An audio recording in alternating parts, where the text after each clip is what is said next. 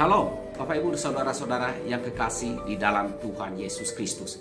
Kita bertemu lagi di dalam renungan firman Tuhan pada hari ini bersama saya, Guru Injil Atongai.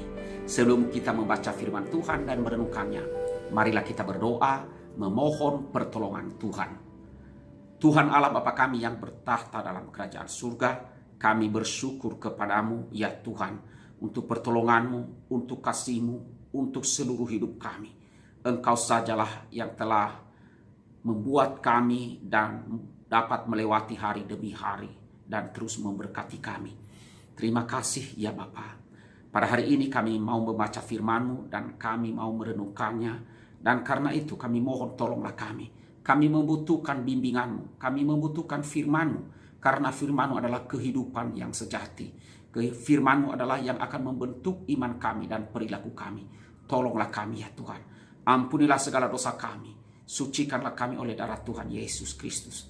Dan kiranya Allah Roh Kudus berkenan menolong kami agar kami mampu memahami firman Tuhan. Kami berserah, kami berdoa di dalam nama Tuhan Yesus. Amin. Nah, saudara-saudara yang kekasih di dalam Tuhan Yesus, firman Tuhan yang akan kita renungkan pada hari ini saya ambil di dalam 2 Timotius pasalnya 2 Timotius pasalnya yang kedua ayat 1 sampai dengan ayatnya yang ke-13. Firman Tuhan berbunyi demikian. Sebab itu, hai anakku, jadilah kuat oleh kasih karunia dalam Kristus Yesus. Apa yang telah engkau dengar daripada aku di depan banyak saksi, percayakanlah itu kepada orang-orang yang dapat dipercayai, yang juga cakap mengajar orang lain. Ikutlah menderita sebagai seorang prajurit yang baik dari Kristus Yesus. Seorang prajurit yang sedang berjuang tidak memusingkan dirinya dengan soal-soal penghidupannya, supaya dengan demikian ia berkenan kepada komandannya. Seorang olahragawan hanya dapat memperoleh mahkota sebagai juara apabila ia bertanding menurut peraturan-peraturan olahraga. Seorang petani yang bekerja keras haruslah yang pertama menikmati hasil usahanya. Perhatikanlah apa yang kukatakan. Tuhan akan memberi kepadamu pengertian dalam segala sesuatu. Ingatlah ini, Yesus Kristus yang telah bangkit dari antara orang mati, yang telah dilahirkan sebagai keturunan Daud, itulah yang kuberitakan dalam Injilku. Karena pemberitaan Injil inilah aku menderita, malah dibelenggu sebagai seorang penjahat. Tetapi firman Allah tidak terbelenggu. Karena itu aku sabar menanggung semuanya itu bagi orang-orang pilihan Allah, supaya mereka juga mendapat keselamatan dalam Kristus Yesus dengan kemuliaan yang kekal. Benarlah perkataan ini, jika kita mati dengan Dia, kita pun akan hidup dengan Dia. Jika kita bertekun, kita pun akan ikut memerintah dengan Dia. Jika kita menyangkal Dia, Dia pun akan menyangkal kita. Jika kita tidak setia, Dia tetap setia, karena Dia tidak dapat menyangkal dirinya. Demikian firman Tuhan yang kita renungkan. Nah, Bapak Ibu dan saudara-saudara yang kekasih di dalam Tuhan, saya memberikan judul renungan ini adalah mempertahankan iman di saat situasi yang menekan. Nah, saudara, Paulus menulis surat ini di dalam penjara, ya, surat terakhir kepada anak didiknya atau anak rohaninya, yaitu Timotius, yaitu di tengah-tengah situasi yang menekan dan menciutkan hatinya. Nah, pada saat ini juga waktu itu gereja mula-mula sudah berjalan kurang lebih 30 tahun. Tentu dengan berbagai suka duka dan konflik serta penindasan yang dialami gereja pada masa itu. Tetapi penindasan yang dialami oleh umat Kristen pada masa kekaisaran Nero adalah salah satu dari penindasan yang terkejam sepanjang sejarah. Tradisi mencatat bahwa ini adalah pemenjaraan terakhir Paulus sebelum ia akhirnya dieksekusi mati. Nah, belum lagi menghadapi kenyataan bahwa begitu banyak orang yang meninggalkan Tuhan. Itu dapat kita lihat di dalam pasal 2 ayatnya, pasal 2 Timotius 1 ayat 15. Nah, di tengah situasi yang menekan seperti itu, Tuhan mau mendorong kita untuk apa? Untuk mempertahankan iman kita di tengah-tengah situasi yang menekan. Nah, bagaimana kita melakukannya? Nah, saudara, di dalam ayat 1 yang kita baca tadi, Itu adalah dasarnya, fondasinya. Kita mempertahankan iman dengan apa? Dengan bersandar pada kuasa anugerah Tuhan. Nah, saudara, ini adalah syarat yang paling dasar untuk terus mengikuti Tuhan, ialah dengan mengatakan, Tuhan, aku ini lemah dan tanpa kekuatan dan topangan anugerahmu aku tidak bisa berbuat apapun. Jadi kita harus mengakui itu di hadapan Tuhan. Dan kita harus memohon pertolongan dan topangannya. Ini adalah syarat yang diiringi dengan kebenaran indah bahwa anugerah Kristus diberikan justru bagi orang-orang yang lemah. Keselamatan kita ialah sepenuhnya anugerah dari Allah kita di dalam Yesus Kristus. Demikian juga hidup pelayanan kita ialah sepenuhnya anugerah dari Allah melalui anaknya Yesus Kristus. Kapan kita terakhir kali mengakui secara sungguh-sungguh bahwa kita lemah dan membutuhkan kuasa anugerah Kristus? Mari kita renungkan akan hal ini. Yang kedua, saudara, bagaimana kita melakukan untuk mempertahankan iman kita? Kita mempertahankan iman melalui umat Kristus atau jemaat. Di dalam pasal 2 ayat 2, 2 Timotius pasal 2 ayat 2, di situ kita dapat melihatnya. Sepintas mungkin terdengar aneh dan sepertinya bertolak belakang dari poin yang pertama tadi. Tapi mari kita renungkan, saudara. Tuhan Allah kita selalu bekerja melalui umatnya, melalui jemaatnya, melalui orang-orang percaya, orang-orang Kristen. Nah, bagaimana kita bisa hari ini tetap percaya dan mengikuti Yesus Kristus?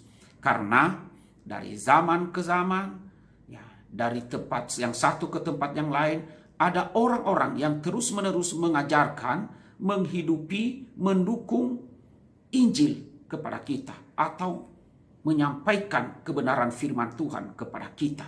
Setiap orang Kristen punya dua senjata atau anak panah, yaitu Injil yang menuju kepada dirinya, dan yang berikutnya adalah Injil yang keluar dari dirinya untuk orang lain, atau untuk diceritakan kepada orang lain. Jadi dua senjata inilah yang kita gunakan. Injil itu untuk diri kita sendiri dan juga untuk orang lain.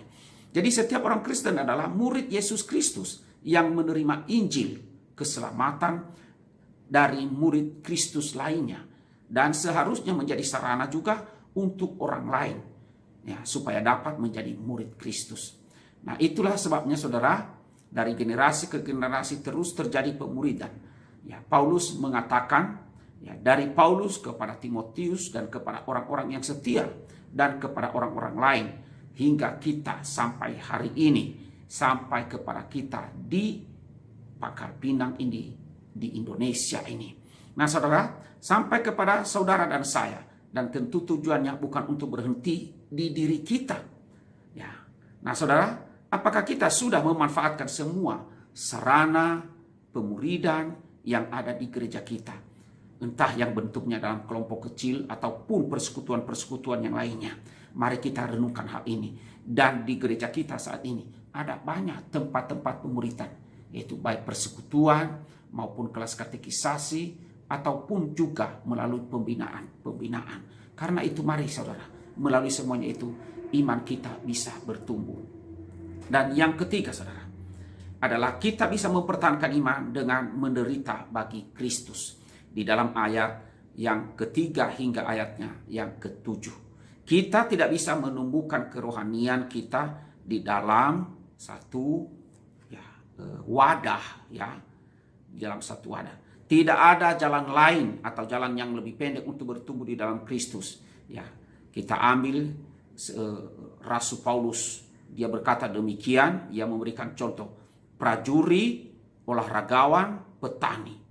Ketiga contoh ini mempunyai setidaknya ada dua kesamaan. Yang pertama, kita cenderung melihat hanya hasil akhir, hanya hasil akhir mereka. Seperti misalnya prajurit menang perang, dan olahragawan menang lomba atau juara lomba, dan petani itu panen besar. Itu adalah sebuah akhir. Kemudian kita jarang peduli dengan kerja keras air mata, penderitaan mereka di balik semuanya itu. Saudara, tidak ada jalan pintas untuk menang. Tidak ada jalan pintas untuk menjadi juara. Tidak ada jalan pintas untuk menghasilkan atau dapat melakukan panen. Nah, bagaimana dengan kita? Ya, apakah kita cenderung menyerah dan mengambil jalan pintas, atau mau mengizinkan Tuhan terus menggunakan semua situasi, seluruh keadaan, seluruh apa yang terjadi dalam hidup kita ini untuk membentuk kita semakin serupa dengan Kristus dan membawa kita semakin mengenal Dia dan semakin membawa kita untuk hidup baginya. Nah, kiranya dengan ketiga cara ini tadi yang sudah saya katakan. Yang pertama, kita mempertahankan iman dengan bersandar pada kuasa anugerah Tuhan Yesus Kristus. Dan yang kedua, kita mempertahankan iman kita melalui umat Kristus. Karena itu perlu bagi kita, penting bagi kita untuk ikut di dalam persekutuan. Dan kemudian kita mempertahankan iman dengan apa?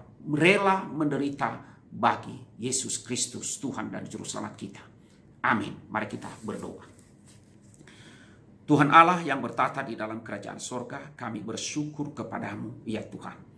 Jikalau pada hari ini kami boleh merenungkan firman-Mu dan mengajarkan kami bagaimana kami harus mempertahankan iman kami di tengah-tengah tekanan, penderitaan, dan beban berat kehidupan yang kami alami, agar kami dimampukan untuk setia. Seperti yang diajarkan oleh Rasul Paulus kepada muridnya Timotius dan kepada orang-orang Kristen, juga kepada kami hari ini. Karena itu tolonglah kami, ya Tuhan, agar kami mampu menerapkan firman Tuhan ini di dalam kehidupan kami, menghadapi tekanan hidup, menghadapi penderitaan, sakit, penyakit, dan lain sebagainya. Agar kami terus-menerus berjuang dan memohon pertolongan, belas kasihan, anugerah Tuhan. Dan juga kami rajin mengikuti persekutuan, karena melalui persekutuan iman kami boleh bertumbuh, serta kami juga bertekad bulat untuk rela menderita bagi Kristus. Tuhan, tolonglah kami. Di dalam nama Tuhan Yesus kami berdoa dan bersyukur. Amin.